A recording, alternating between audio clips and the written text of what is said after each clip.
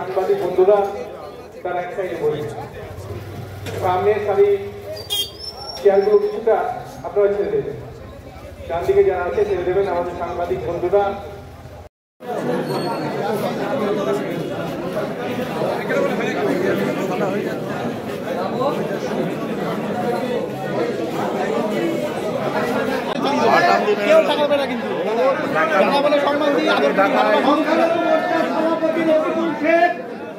মাননীয় শুভেন্দু অধিকারীকে উত্তরীয় সম্বোধনা জানাবে।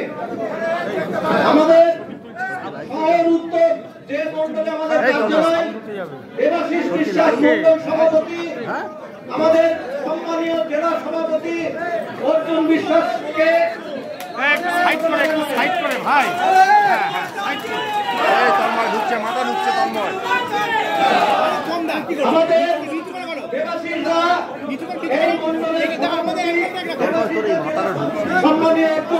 মহাশয়কে সম্বোধনা জানাবেন।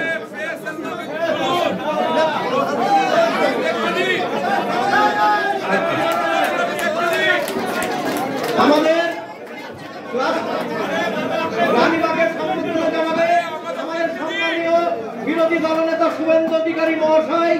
রানীবাগের সম্বোধনা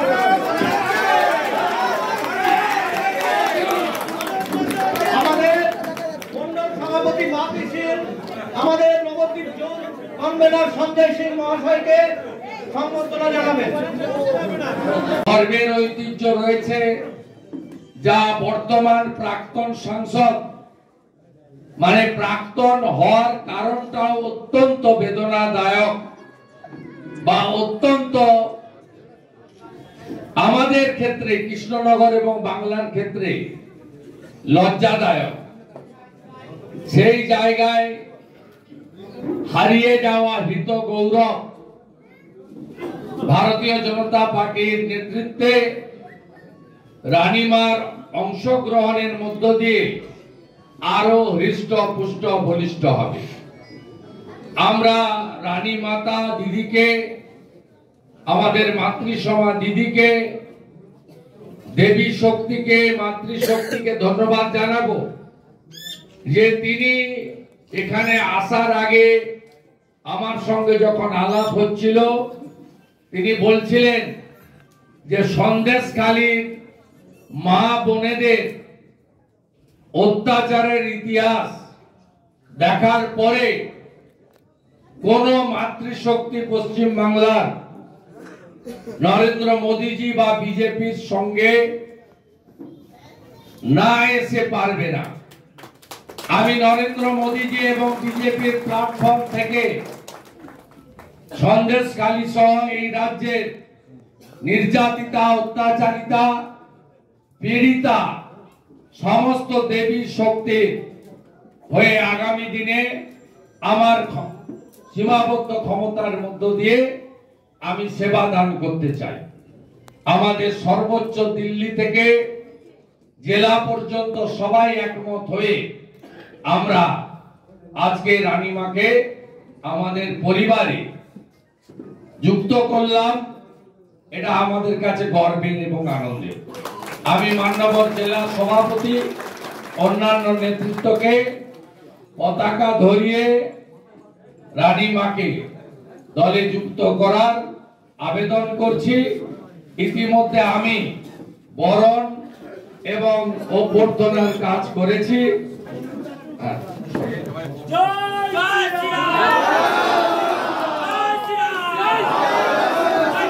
বন্দে মাতরম, বিজেপি পরিবারে রানী মাতা স্বাগতম, বিজেপি পরিবারে রানী মাতা স্বাগতম, নরেন্দ্র মোদী জিন্দাবাদ, বিজেপি বিজেপি বিজেপি জীবতং, ভারত মাতা কি, ভারত মাতা কি, বন্দে বন্দে বন্দে বন্দে বন্দে বন্দে বন্দে। নমস্কার জানাচ্ছি রাজবাড়ির তরফ থেকে। আমার আন্তরিক শুভেচ্ছা, ভালোবাসা আমার দেশবাসীর জন্য। সবাই আশা করি ভালো আছেন। আজকে আমি এই মঞ্চে রয়েছি। কেন? কারণ আমি চাই, আমার খুব ইচ্ছে ছিল, কিন্তু কিরম ভাবে করবো আমি সেটা জানতাম না।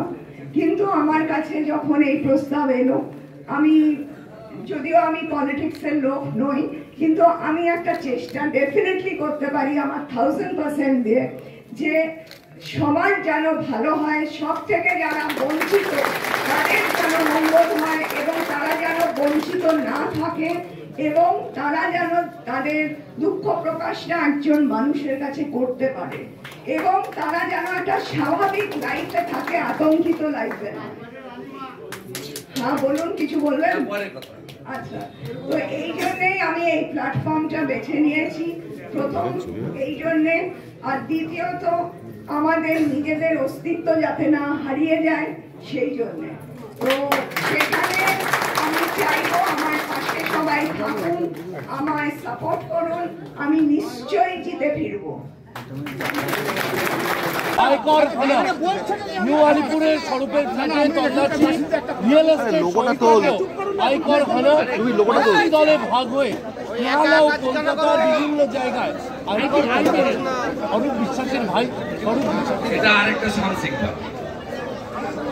আরেকটা সাংসিকভাব, বিস্তীর্ণ এলাকায় বেআইনি প্রমোটিং, পুতুল বজানো, তার সাথে এর উপরে ভাইপোর আশীর্বাদ আছে এবং দাদার নিশ্চিতভাবে মদত আছে। 100টার বেশি ফ্ল্যাট শুধু নিজেদের রেখেছে, তালা বন্ধ করে সঠিক জায়গায় হানা দিয়েছে। এদেরকে আয়কর হানা দিলে হবে না, এনফোর্সমেন্ট ডাইরেক্টরের আন্ডারে পিএমএলএ করতে হবে। এদের সঙ্গে বিদেশেও কানেকশন আছে, টাকা পাচার করে। অভিষেক ব্যানার্জি দিনহাটার ঘটনা, ধুমধুমা কাণ্ড, দিনহাটার ঘটনা অত্যন্ত নিন্দনীয়। গতকাল মন্ত্রী প্রার্থী নিশীথ প্রামাণিকের শিডিউল প্রোগ্রাম ছিল, ওখানে আপনার উদয়ন গুহ যে গুন্ডামিটা করেছে উইদাউট পারমিশন, এবং এর পিছনে মদত আছে জেলা শাসক অরবিন্দ মিনা। তিনি প্রত্যেকটা ভিডিওকে বলছেন সুবিধা পোর্টালে অ্যাপ্লাই না করলেও তৃণমূলকে স্পেশাল ফেভার করতে হবে। আর একটা এসপি ওখানে আছে, ওই এসপি ধৃতিমান নাকি নাম, ওই এসপি এখানে অ্যাডিশনাল এসপি থাকার সময় লালবাগে এনামুলের সঙ্গে গরু পাচারে যুক্ত ছিল। ওই এসপি ওখানে গিয়ে এগুলো করছে, এবং উদয়ন গুহ একটা স্ট্যাম্প গুন্ডা, সবাই জানে। উদয়ন গুহর নাম 2021 সালে পোস্ট পোল ভায়োলেন্সের পরে জাতীয় মানবাধিকার কমিশন হাইকোর্টে যে 19 জন গুন্ডার নাম বলেছিলেন, তার মধ্যে উদয়ন গুহ ছিল। মহামান্য রাজ্যপাল গেছেন, আমাদের পক্ষ থেকে ইলেকশন কমিশনে কমপ্লেন করা হয়েছে, এবং উল্টো দিকে 45 জন ভারতীয় জনতা পার্টির প্রমুখ কার্যকর্তার নামে রাজনৈতিক উদ্দেশ্য নিয়ে মামলা দেওয়া হয়েছে। আমরা আইনি লড়াই করব, রাস্তায় লড়াই করব, এবং নির্বাচন কমিশনকেও এই বিষয়ে হস্তক্ষেপ করার জন্য ইতিমধ্যে আমরা দাবি করেছি। 10ই জুলাই পর্যন্ত অভিষেক বন্দ্যোপাধ্যায়কে দিল্লির সুপ্রিম কোর্টের নির্দেশনামা নিয়ে কোনো মন্তব্য করব না, কিন্তু যার নাম বলছেন তিনি তো আর শুধু কয়লাতে নেই, তিনি বহু গুণে গুণান্বিত, গুণের আধার। লিপস এন্ড বাউন্স তো জিন্দা হয় না, একটা কেসে ঠিক আছে, সর্বোচ্চ আদালত তাকে আমি রেসপেক্ট করি। তো বাকি মানে যে দেখে নেবো, কেটে দেবো, গর্তে ঢুকিয়ে দেবো, পকেটে ঢুকিয়ে হাত, তোর বাপকে ডাক, আমার ওখানে গিয়ে বলছিল, আমার বাড়ির কাছে গিয়ে বলছিল এই ভাই 5 কিলোমিটার আগে এরকম করে একটা হাত ঢোকায় পকেটে দিয়ে বলছে তোর বাপকে ডাক। এখন সব সিট হেরেছে, আবার লোকসভায় হারাবে, আবার লোকসভায় হারাবে।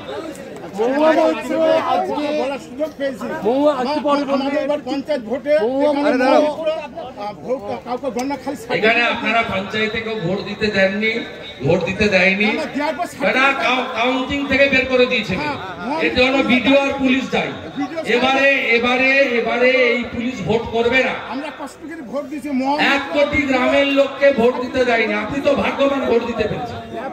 জলঙ্গিতে ভোট দিতে দেয়নি, দমকলে ভোট দিতে দেয়নি, ওরা মারা ভোট দিয়েছে, কেউ পেয়েছে ভোট দিতে, কোন জায়গায় ভোট হয়েছে? কোনো একটা অঞ্চল, এমনকি রানীনগরে পঞ্চায়েত সমিতি গঠন করতে দেয়নি। এইরকম একটা দুর্বৃত্ত দল, সংবিধান মানে না, গণতন্ত্র মানে না, দল বেঁধে উপড়ে ফেলতে হবে ভোটে। বললাম তো আপনারা এইটা করে দেন, আর বিধানসভা ভোটে ডবল ইঞ্জিনের দায়িত্ব আমাদের। বেআইনি নির্মাণ করতে কড়া পদক্ষেপ কলকাতা হাইকোর্টে। তারা বললেন যে বেআইনি নির্মাণ যেভাবে চলছে তাতে 1 লক্ষ টাকা ক্ষতিপূরণ এড়াতে ডিভিশন বেঞ্চে এসছেন যখন 2 লক্ষ টাকা ক্ষতিপূরণ এবার দিতে হবে। ক্ষতিপূরণ দিলে হবে না। কলকাতা জুড়ে, বৃহত্তর কলকাতায় একটা পুকুর নালার অস্তিত্ব নেই। বেহালা চড়িয়াল খাল, মমতা ব্যানার্জি নিজে খাল বুঝিয়েছে, কালীঘাট নালা বাড়ির পাশে। গোটা কলকাতাতে কাউন্সিলর, প্রমোটার আর লোকাল ওসি বা যারা অফিসার ইনচার্জ, এই 3 জনের মিলিত শক্তিতে কলকাতাতে সমস্ত ইলিগাল কনস্ট্রাকশন হয় এবং লুট হয়। 5000-এর বেশি পুকুর বুঝিয়েছে। শুধু গার্ডেন ব্রিজ মেটিয়াবুরুজ এলাকায় 800 বেআইনি বাড়ি আছে। আমি যা করার করছি, আজকেই আমি কলকাতা কর্পোরেশনের কমিশনারকে আরটিআইতে জমা দিয়েছি। আমি একটু পরে স্যান্ডেলে দিয়ে দেবো, দেখে নেব। আমি এই 8টের উত্তর পাবো আশা করছি, না পেলে তার পরের স্টেপে যা করব দেখতে থাকুন। আমি 30 ডিসেম্বর 2023 বসিরহাটে বলে এসেছিলাম, Shahjahan, your time is knocking the door. আজকেও বলে গেলাম, এন্টায়ার কলকাতা কর্পোরেশনের এই র্যাকেটের সঙ্গে কলকাতার মেয়র, মন্ত্রী ফিরহাদ হাকিম থেকে শুরু করে প্রত্যেকটা কাউন্সিলর, ম্যাক্সিমাম কাউন্সিলর এবং প্রমোটাররা যুক্ত, এই স্বরূপ বিশ্বাসরা যুক্ত, জাভেদ খানের ছেলে ফৈয়াদরা যুক্ত, শামস ইকবালরা যুক্ত, দেবাশিস কুমাররা যুক্ত, কে বাকি যাবে? প্রত্যেকটা জায়গায় আমি ইতিমধ্যে জনজাগরণ ঘটে গেছে, লোক সব তথ্য পাঠাতে শুরু করেছে। নিয়োগ রেশনের থেকেও কি বড় স্ক্যাম হতে চলেছে? বিরাট স্ক্যাম। কলকাতাতে একটা ছোট ফ্ল্যাট নিতে গেলে মিনিমাম 40-50 লক্ষ টাকা, এবং গোটা পশ্চিমবঙ্গের লোক শুধু নয়, অন্যান্য জায়গার লোকও কলকাতায় একটা ফ্ল্যাট নিতে চান। আর এইটার সুযোগ নিয়ে এই বেআইনি কাজটা পুরো মাত্রায় এরা করেছে।